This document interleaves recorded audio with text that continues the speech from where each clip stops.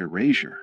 What if the first president was not the man on the dollar bill, and the truth was deliberately compressed into a footnote so small that generations never saw it?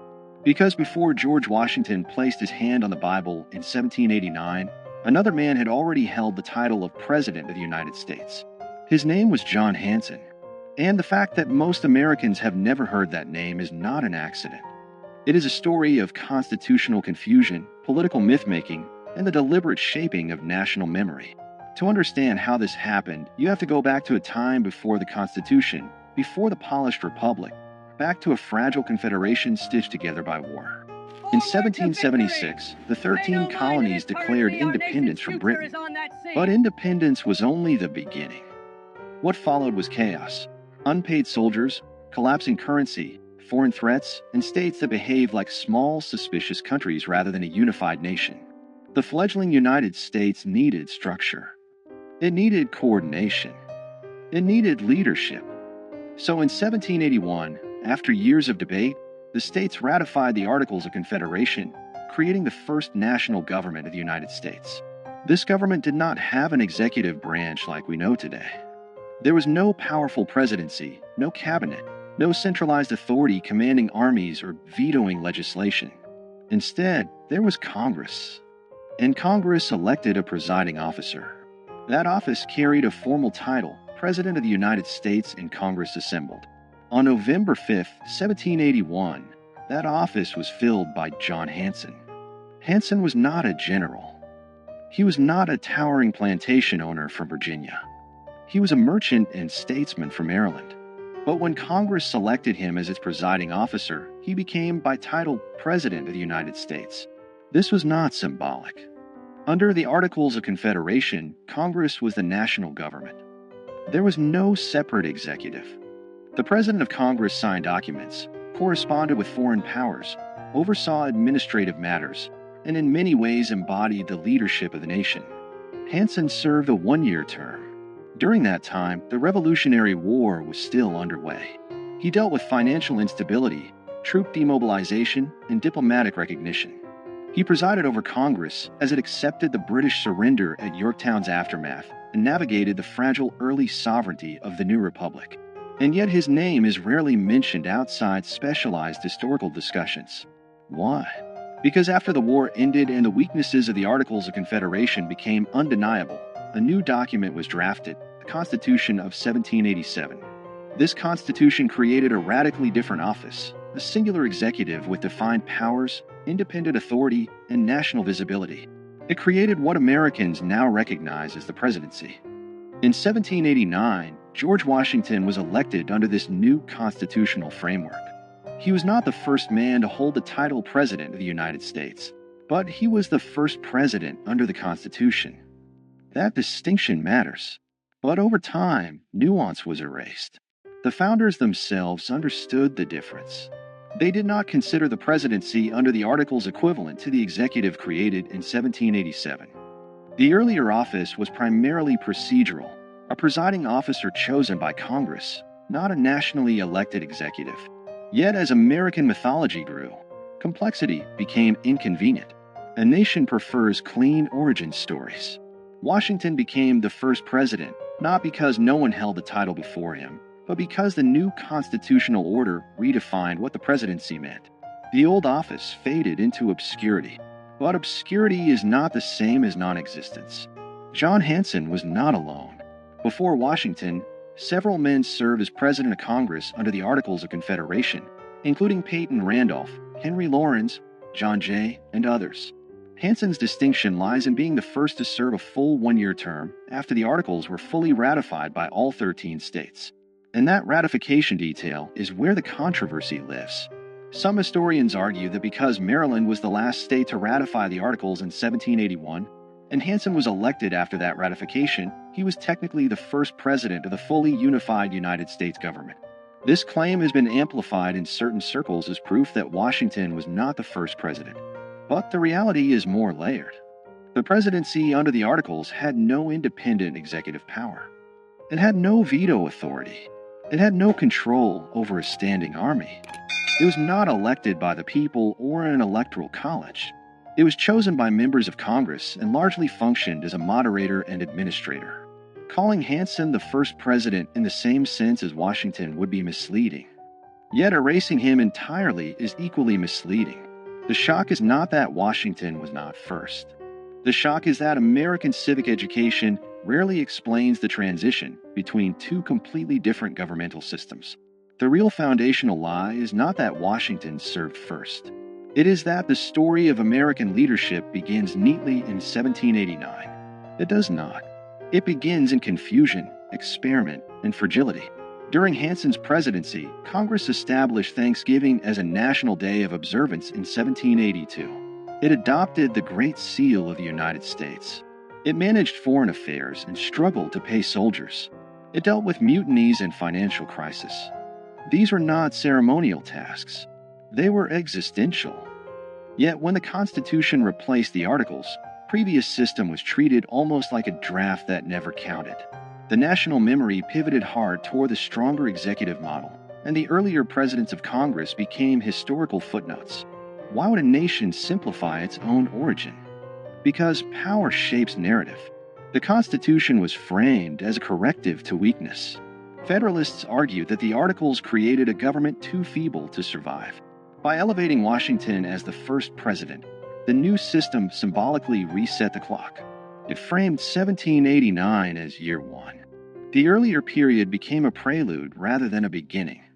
This was not necessarily a malicious conspiracy. It was nation-building through storytelling. But storytelling always chooses emphasis. And when emphasis becomes repetition, repetition becomes truth. Over time, monuments, textbooks, and civic rituals reinforce the narrative.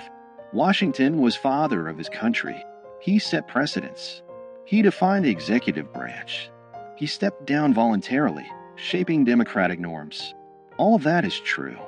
But what disappeared in the retelling was a messy prologue. The presidency did not emerge fully formed. It evolved. Under the Articles of Confederation, the central government had no power to tax. It could not compel states to provide troops or funds.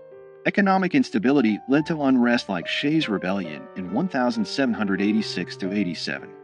These crises exposed structural weaknesses. The Constitutional Convention of 1787 was not simply an upgrade, it was a reinvention. The executive office, created in Article 2 of the Constitution, bore little resemblance to the presiding officer of Congress under the Articles. Washington's presidency represented a new experiment entirely. But here is where document shock enters the story. The Articles of Confederation explicitly use the title President of the United States in Congress assembled. That phrase is preserved in historical records. It is not folklore. It is written law. That means technically that someone held the title before Washington. The shock is not fabricated. It is documented. The question is not whether Hanson held the title. He did. The question is whether holding that title made him equivalent to the constitutional presidency Americans celebrate. It did not.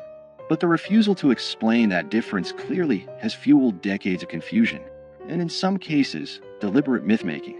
In the 20th century, certain advocacy groups and state historians promoted Hanson as the real first president, sometimes to elevate regional pride or challenge federal narratives.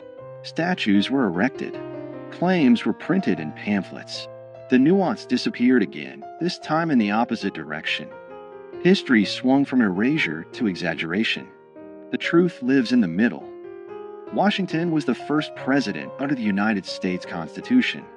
Hanson was the first president of Congress after full ratification of the Articles of Confederation. Both statements are accurate, but only one made it into national memory. This selective remembering reveals something deeper about American identity. The country prefers strong beginnings. It prefers heroic founders over experimental committees. It prefers marble certainty over procedural evolution. And so the fragile Confederation years are compressed into a blur between 1776 and 1789. That compression has consequences. When citizens believe their institutions sprang into existence fully formed, they misunderstand how governments evolve. They lose sight of how constitutional design responds to crisis. They forget that American democracy was not inevitable. It was negotiated, revised, and sometimes nearly abandoned. John Hanson's obscurity is not a scandal in the sense of conspiracy. It is a symptom of how nations curate memory. But in a broader sense, it does change everything. Because if the first chapter of the presidency has been simplified, what else has been streamlined for comfort? What other transitions have been flattened into clean narratives? The early republic was unstable. The Articles government was weak by design. Many Americans feared centralized authority after living under British rule. The pendulum swung towards state sovereignty, and then swung back when that model proved insufficient. Washington's presidency did not emerge from triumph alone. It emerged from failure. Understanding Hanson's role forces us to confront that failure. It reminds us that the United States had a first attempt at national government that did not work as intended. It reminds us that the presidency itself was born from revision. And it challenges the idea that history is a straight line. If Hanson is remembered only as a trivia question, was Washington really first? The deeper lesson is missed. The deeper lesson is institutional transformation. The presidency Americans know today is not static. It has expanded dramatically since 1789. Executive power has grown through war, legislation, judicial interpretation, and precedent. From Washington's cautious leadership to the sweeping authority exercised during the Civil War under Abraham Lincoln, to the global executive power of modern administrations, the office has continuously evolved. Recognizing the earlier presidency under the Articles reveals that evolution in its earliest stage. It shows that titles alone do not define power. Structures do. And structures can change. In the end, the accusation embedded in this story is not that America lied about Washington. It is that America simplified itself. It presented a polished origin instead of a complicated birth. John Hanson's relative obscurity is not an injustice of race or suppression in the way other historical erasures have been. It is a reminder that institutional memory is selective, but selective memory shapes civic understanding. When citizens learn that there was a president before Washington, even if only in a different governmental form, they are forced to reconsider what first really means. They are forced to look closer. And when people look closer at their foundations, they often discover cracks, not fatal ones, but human ones. That discovery does not weaken democracy. It strengthens it. Because mature nations do not fear complexity. They embrace it. America's first president was hidden, not in a secret archive, not in a burned document, but in the quiet margins of a transitional government that did not survive. And understanding that hidden chapter changes everything about how we see beginnings. It reveals that power is defined by structure, that titles can shift meaning, and that national memory is shaped as much by storytelling as by fact. George Washington remains the first president under the Constitution. John Hanson remains the first president of the United States in Congress assembled after full ratification of the Articles of Confederation. Both are true, but only one became legend. The question is not whether Washington deserves his place. He does. The question is whether we are willing to tell the whole story. Because the moment we admit that the presidency had an earlier form, weaker, different, experimental, we acknowledge that America itself was once uncertain, unfinished, and fragile. And that realization changes everything. It reminds us that the nation was built not only by giants carved in stone, but also by administrators whose names faded when the structure they served was replaced. History does not always erase with fire. Sometimes it erases with simplification. And sometimes the most powerful revelations are not about scandal, but about structure.